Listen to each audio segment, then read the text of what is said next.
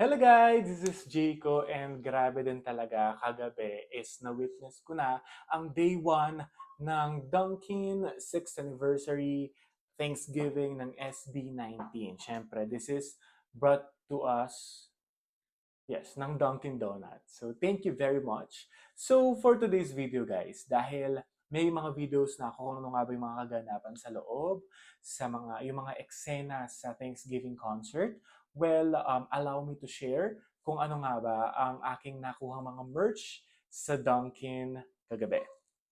So, meron siyang bag. Pero syempre guys, nung nakita ko siya guys, yung sa may Red Gate kasi ako eh. Red Gate, iced coffee yung upper box. So, kapag upper box, iced coffee section siya, so hindi ko na kasi masyado nakita kung ano ba yung mga merch na makukuha ko kasi nga medyo alam mo yan, hindi ko na masyadong tinitignan.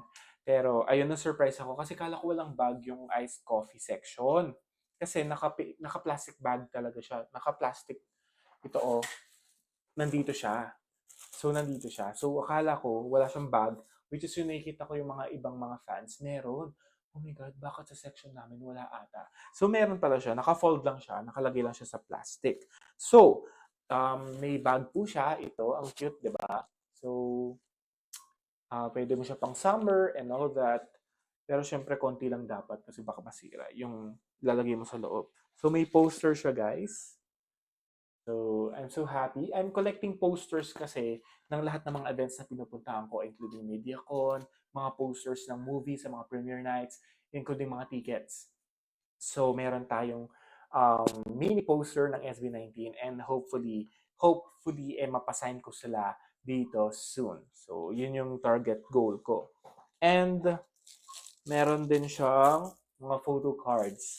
So, ang saya-saya kasi unlike sa McDo, mamimili ka or parang if it's your lucky day, 'di ba? So, makukuha mo yung bias mo, 'di ba? Pero dito guys, kompleto na talaga sila. And look at it. It's so very expensive yung pagkakagawa. And para siyang may silver, may ano siya, napaka-expensive niyo ngayon para meron siyang nag-iiba yung color. Ayan, parang amazing, di ba? So, may mga signature din po sila dito, one by one. Siyempre, yung bias ko, si Stel. Of course, si Josh, may mga signature din sila dyan. Ito pa yung signature niya, Rock Star. Justin, ang cute din ng kanyang firma. And of course, Pinunong Pablo, di ba? Nice. Ang ganda rin ng mga pictures nila dito, yung visuals nila. Talagang, wow. Thank you, Duncan, for this one. It's a must. It's a collectible items, lalo na kung nagko-collect kayo ng mga pictures, photo cards ng SB19. It's a perfect way for you to collect. So, it's a free, di ba? Kasama siya dun sa ticket na binayaran natin. And also, the Dunkin' Donuts na libre din. So, wow. Talagang, you will never go wrong. Walang lugi. Ayan. Ito guys, sinuot ko kagabi. Umiilaw to according to the lights ng stage. So, ang saya-saya lang kasi parang you've been part of that amazing concert. And whenever you wear this, ang saya lang na parang umiilaw din a part of you. Parang you're in that stage. You're in that song as well. So, ang saya-saya lang. So, it's a Thanksgiving SB19 logo and the Dunkin' logo on the center. Ang saya lang. And then, ito yung pinaka-last, guys. It's a box. Pero pag open mo, ito yung film. Ito yung film na nakikita ko nung ginrasp ko nung bumibili ako ng ticket. So, yeah. So, it's a mini keychain. Parang, I don't know kung ayun! Yan, papakita ko sa inyo, guys. Ayun. Ayan. Oh, baka masira. Ayan. So, ito yung mga pictures nila. So, kung sino yung manonood tonight, you will get this one. as well. So I don't know kung paano ko pa siya So yeah. Lo, zero na ata. Ayan. So ganun siya guys. So I don't know kung paano ko siya i-roll ulit para hindi siya masira. Ayun. We'll just have to roll under. Ayan. So that it will look as the same. So ang saya nito, ang ganda. I like this one.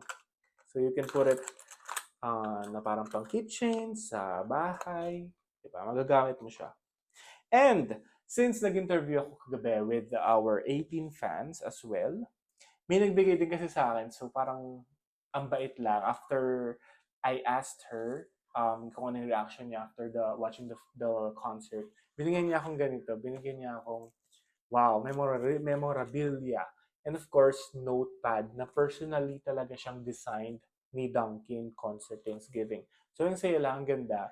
It's, I appreciate, sabi ko nga dun sa girl, kay ate girl, I appreciate you so much. Thank you very much. Di ba? Parang, for me, yung effort niya na tinanong ko pa siya kung anong reaction niya. And then, ang saya lang din na 'di ba may binigay din siya may binigay din siya sa atin. So it's a notepad. So thank you very much.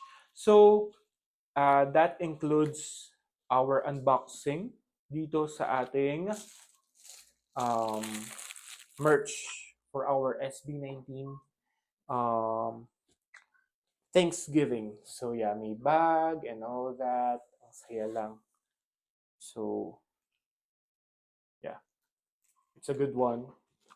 Ang saya, na-enjoy ko siya, and also yung concert. Talagang wala kang, wala talaga siyang, um, lahat ma-amaze ka, 'di ba? So sabi ko nga sa video ko na, wow, it's parang ang saya lang na maging part ka dito sa mga momentous event ng SB19, to be part of this and to get this memorabilia and all the merch and to be with the 18 fans na ang babait nila and yung mga na-interview ko, grabe din talaga. And then they will subscribe also to my channel as well to support mine.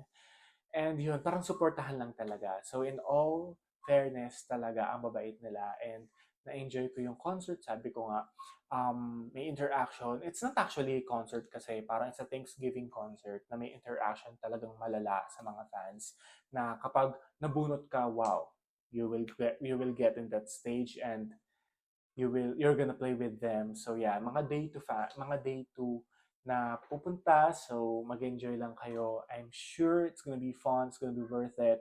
And alam ko treasure nyo ito sa buhay ninyo. So yeah, there you have it guys. Thank you for watching. Hopefully na-enjoy nyo. At hopefully you can have yours as well sa mga pupunta sa day 2 tonight. So this has been Jay Kumanangan TV. Thank you for watching. Till next time.